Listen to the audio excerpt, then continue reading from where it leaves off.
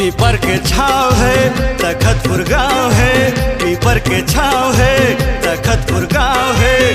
पूछता बे संगवारी नीलकमल मोर नाव है, पूछता बे रे संगवारी नीलकमल मोर नाव है।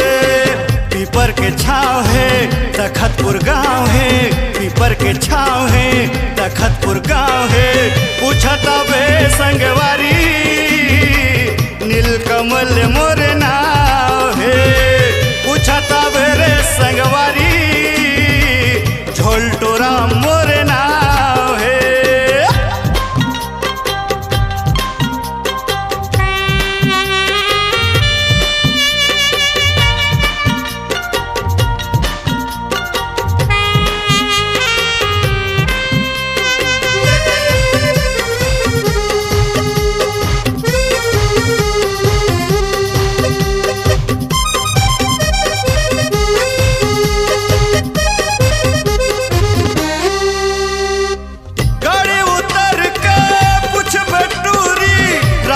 फल दुकान माँ धीरे धीरे आगू बढ़बे, राजू के चाय दुकान माँ।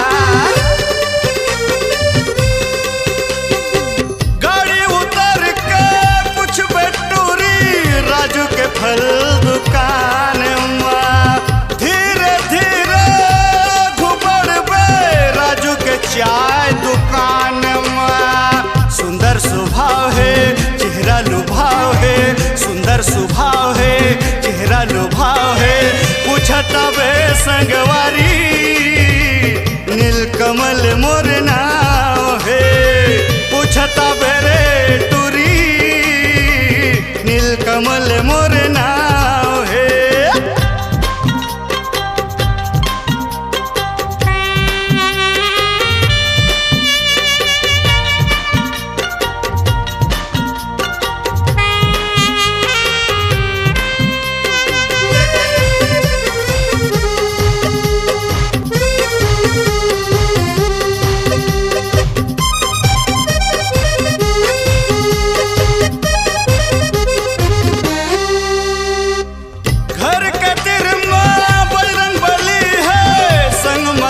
भगवान चारों मुड़ाला गौड़ के रस्ता, ठाकुर बस्ती के पहचान वो।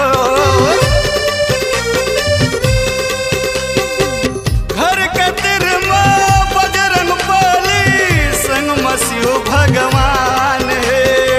चारों मुड़ाला गौड़ के रस्ता, ठाकुर बस्ती के पहचान है। बिंदिया सिंगार के हमर दुकान है, कमल किराना जनरल दुकान है। पूछता बे संगवारी झोलटोरा मोर नाव है, पूछता बे रे संगवारी झोलटोरा मोर नाव है। पीपर के छाव है तखतपुर गाँव है, पीपर के छाव है तखतपुर गाँव है।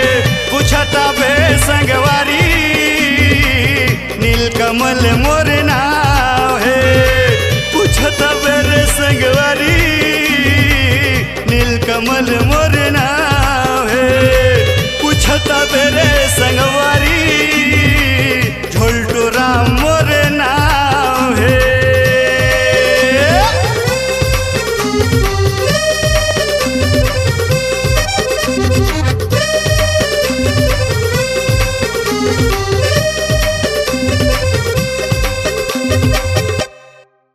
आपकी आवाज ही आपकी पहचान है। यदि आप अपनी आवाज को एक नया आयाम देना चाहते हैं तो चले आइए मल्टी ट्रैक डिजिटल रिकॉर्डिंग के लिए AVM ऑडियो वीडियो स्टूडियो, खबतराई, रायपुर 9301523929 93296 98047।